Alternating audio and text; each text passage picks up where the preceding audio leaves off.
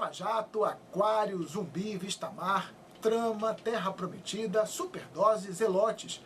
Estas são algumas das operações feitas pela Polícia Federal para tentar combater a corrupção no Brasil. Durante a Lava Jato, por exemplo, foram presos ex-diretores da Petrobras, a maior estatal do país, executivos de grandes empreiteiras, doleiros e ainda investigações que podem envolver políticos no esquema. A delação premiada facilita os caminhos. Podemos sonhar com o fim da corrupção? Eu acredito que o combate à corrupção está forçando a sociedade brasileira, está propiciando ao brasileiro uma maneira de se enxergar, de se olhar, de verificar causas dos nossos problemas, apontar caminhos de solução. Nós somos uma sociedade desigual e muito injusta. Parte dessa desigualdade, parte dessa injustiça está justamente num sistema judicial, num sistema legal que aprofundou essas separações, que aprofundou essas desigualdades. O combate à corrupção hoje no Brasil abre essa perspectiva da gente se enxergar como um país republicano, em que todos são iguais, de fato, perante a lei, de que é uma aspiração da sociedade brasileira mais justiça, punição para corruptos, punição para criminosos, seja onde eles estiverem, seja de que extrato social eles forem.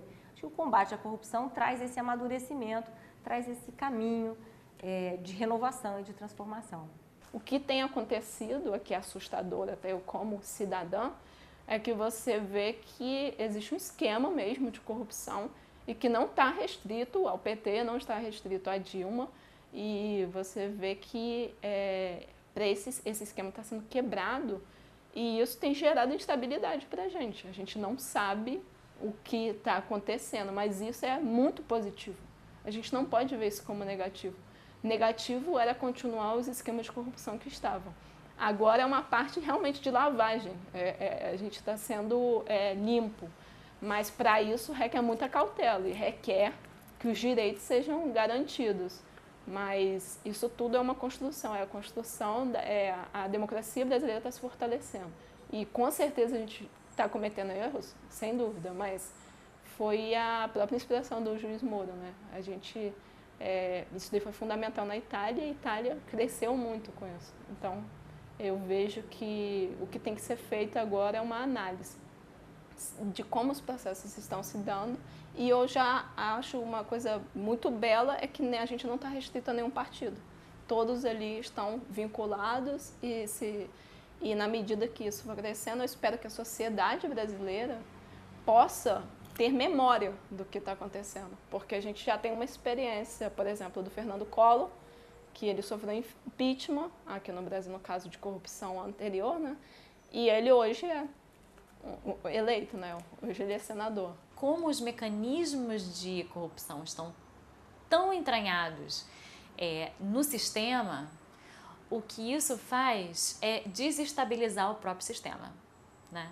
E o sistema está se desestabilizando sem que a gente saiba que rumo que isso vai tomar. Quer dizer, na verdade, o que a gente tem é a descoberta de que grandes empreiteiras se envolviam em esquemas de corrupção para tocar adiante obras de infraestrutura, mas ao mesmo tempo, como essa corrupção já é generalizada e todas as empresas, né, participam disso, digamos assim, né, que é o que a gente está vendo, a gente tem uma impossibilidade de avançar em projetos de infraestrutura, né, sem resolver essa questão, sem buscar outras empresas. Quer dizer, a gente tem uma imobilidade, digamos assim, do ponto de vista da infraestrutura, justamente porque essas empresas estão todas envolvidas. Quer dizer, a gente teria que reinventar a forma de licitar, né, contratos com empresas privadas, a gente teria que reinventar a política de infraestrutura para poder realmente escapar, né, para a gente poder se blindar dessas relações de corrupção, né? A mesma coisa em relação aos partidos, né, ao recebimento de aportes financeiros, né, por parte de empresas, enfim, de associações. Quer dizer, ao mesmo tempo em que a gente tem uma tentativa de trazer essa corrupção à tona, isso tudo mostra como esse tipo de mecanismo, né, de troca, de escambo, azeitava várias relações, né, intragovernamentais e relações do governo, dos partidos com outros agentes. Do ponto de vista jurídico, como as coisas funcionam aqui no próprio sistema jurídico do Brasil, nunca você conseguiria tirar informação de ninguém se não fosse essa questão da delação premiada. Isso é fundamental, porque o que você faz? Você pega alguém que é um suspeito e confunde ele mesmo.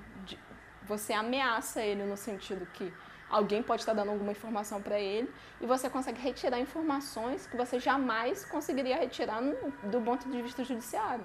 Se não fosse esse tipo de atitude, se não fosse essa possibilidade de delação premiada, a gente não estaria conversando agora sobre isso.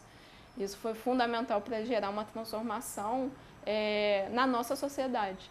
Então, às vezes, a melhor forma nem sempre é o judiciário. Isso eu aprendi sempre na minha vida do direito. Que se você puder sempre antes conciliar, ter conciliação antes, para mim essa é a ideia. Se você evita que isso chegue ao Supremo, como você vê o Supremo como está hiperlotado, você faz com que aquela informação que jamais você conseguiria com um possível criminoso, você consegue que um delate o outro e assim você transforma a sociedade de uma maneira que você não conseguiria com outro meio. E um grande exemplo disso é os Estados Unidos, né? À toa que a gente tem seguido essa ideia. Isso faz com que a população mude. O combate à corrupção, ele é necessário, né? Sem dúvida, né? Então, toda democracia madura, ela precisa tratar dessas questões, né? Ela precisa tratar, ela precisa encarar de frente, né, questões como essas, como a questão da corrupção. Então, eu diria que o que acontece no Brasil é que a gente tem mecanismos de corrupção que são anteriores a esse mandato, que são anteriores à era lulopetista, né? Que são mecanismos que têm a ver com a relação que existe entre governos e empreiteiras, que tem a ver com a relação entre partidos e partidos, que tem a ver com a relação entre partidos e empresas. Quer dizer, em todos esses relacionamentos, a gente tinha mecanismos de corrupção, né? Às vezes menos conhecidos, às vezes mais conhecidos, que certamente, de uma forma geral, apesar do Brasil ser um país democrático, certamente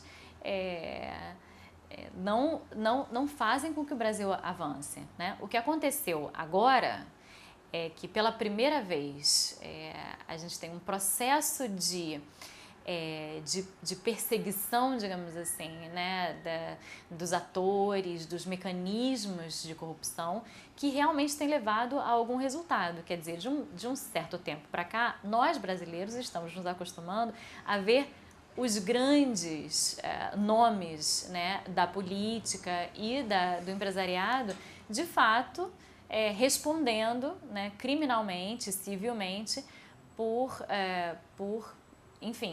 atos, né, que emergem da corrupção. O Repórteres desta semana fica por aqui, sempre agradecendo a sua companhia. Um abraço e até o próximo programa.